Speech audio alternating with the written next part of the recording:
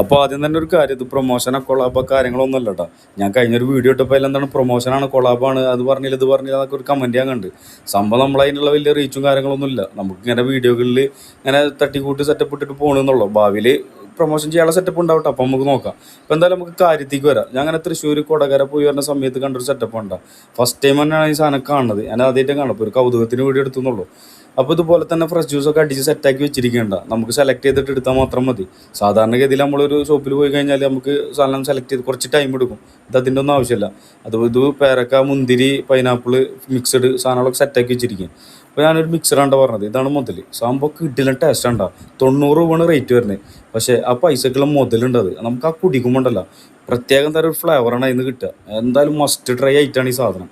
അപ്പോൾ എന്തായാലും ഇതാണ് ഷോപ്പ് വരുന്നത്. അതുപോലെ തന്നെ പലവിധ ജ്യൂസുകൾ അവിടെ ഉണ്ട്.